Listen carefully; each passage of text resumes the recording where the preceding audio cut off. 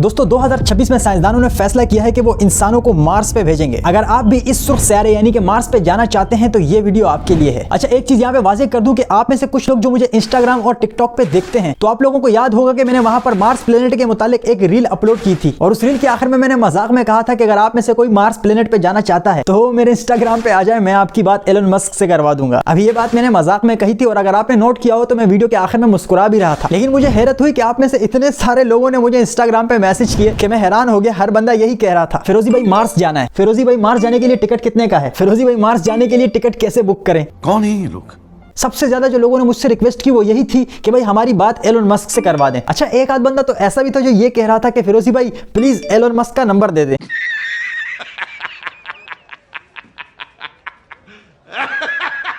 Elon Musk ना तो मेरा लंगोटिया यार है, ना मेरे ताए का लड़का है, तो मेरी बहनों और भाइयों, मैं आपकी बात एलन मस्क से नहीं करा सकता। तौबा तौबा तौबा, थारा मूड खराब कर दिया। एलन जानी से मैं खुद बात कर लूं तो ये बड़ी बात होगी। खैर, ये शुगल और गपशप तो आपसे होती रहेगी। अब आते हैं असल टॉपिक की तरफ।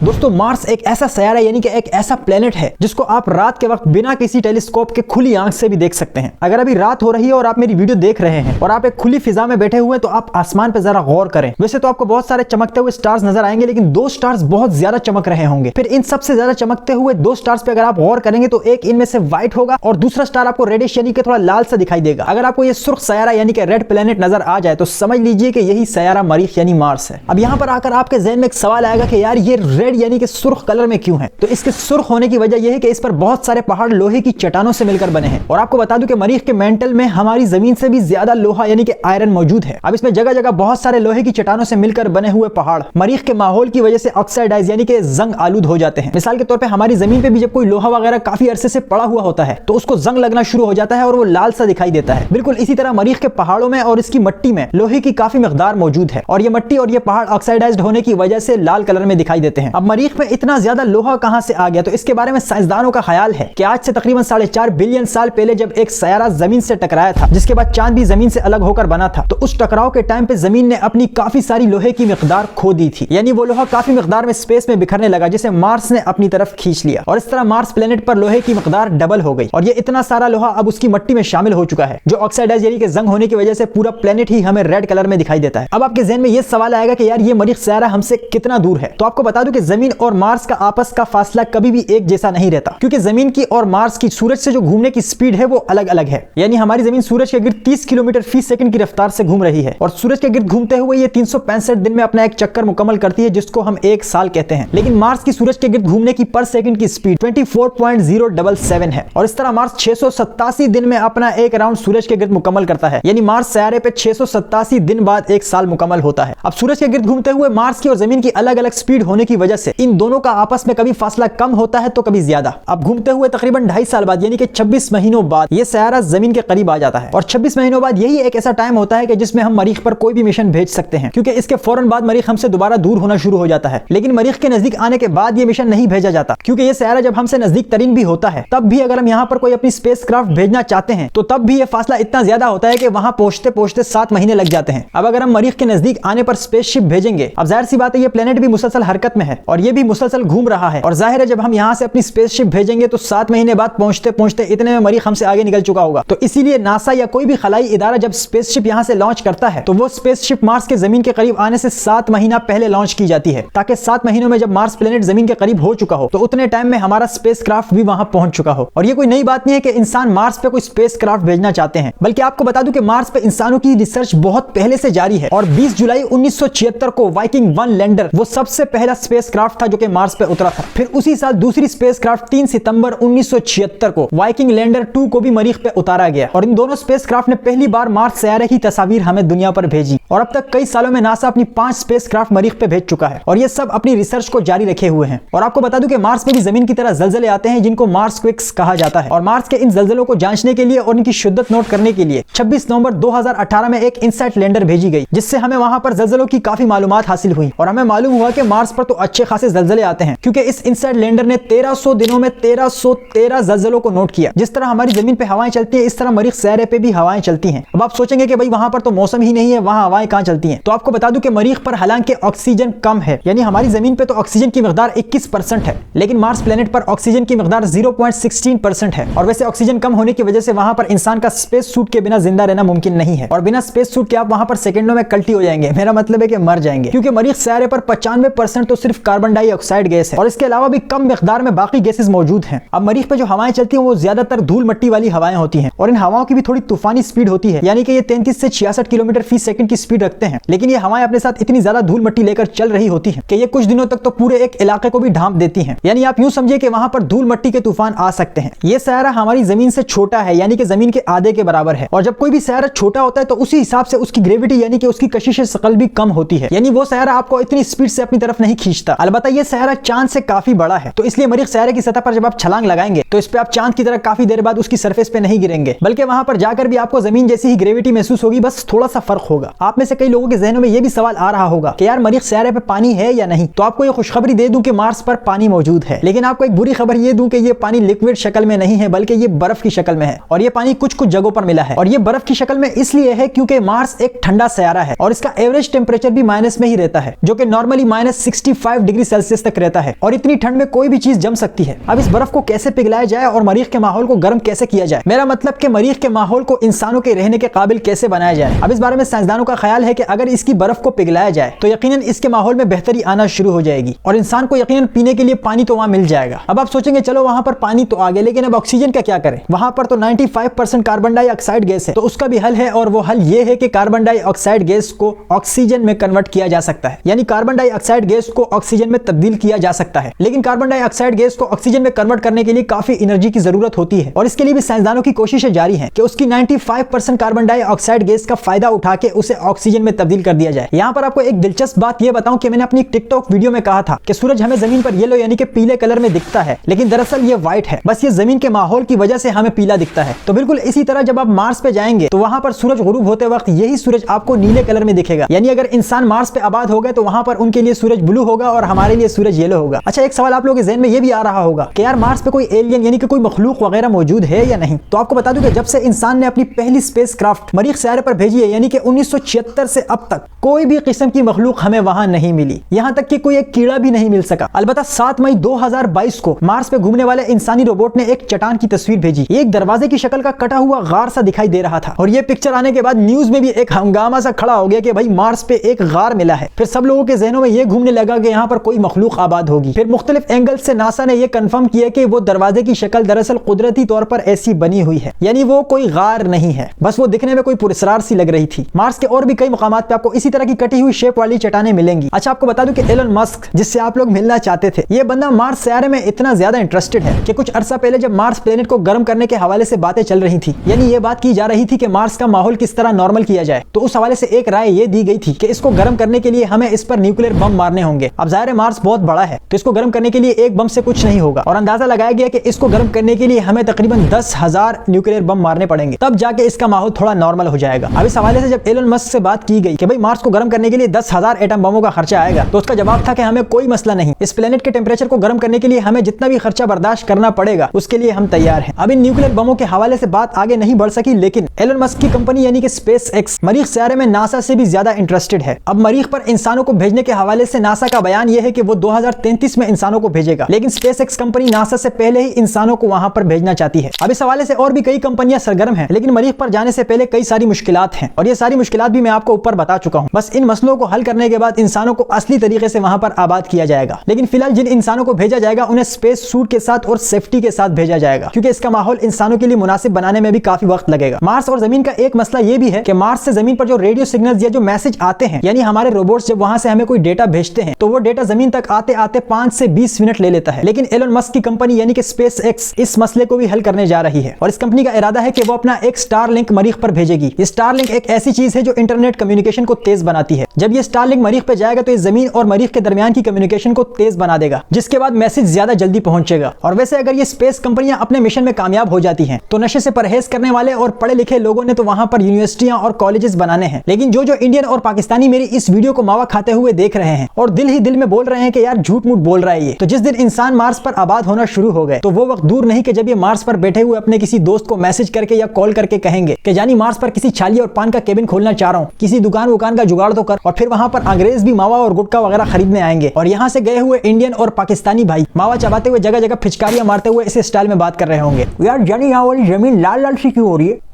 अपनी वाली तो ऐसी नहीं है। और फिर फुर्त करके एक और फिचकारी मार के उस मार्स की लाल जमीन को और भी लाल कर देंगे। खैर ये तो मजाक था, लेकिन मुझे उम्मीद है कि मार्स पर जाते जाते हमारी आवाम थोड़ी बहुत सुधर चुकी होगी और इन नशे तमाशों से थोड़ा परहेज करेगी। दोस्तों स्पेस से मुताल्लिक अगर आप मजीद वीडियोस मेरे चैनल पे देखना चाहते हैं तो ये आप मुझे कमेंट सेक्शन में जरूर बताना। वीडियो पसंद आई हो तो वीडियो को लाइक कर देना और इस तरह की मजीद इंटरेस्टिंग वीडियोस के लिए सब्सक्राइब बटन में एक फिचकारी मार देना, सब्सक्राइब कर लेना। मिलता हूँ अगली वीडियो में, गुड बाय।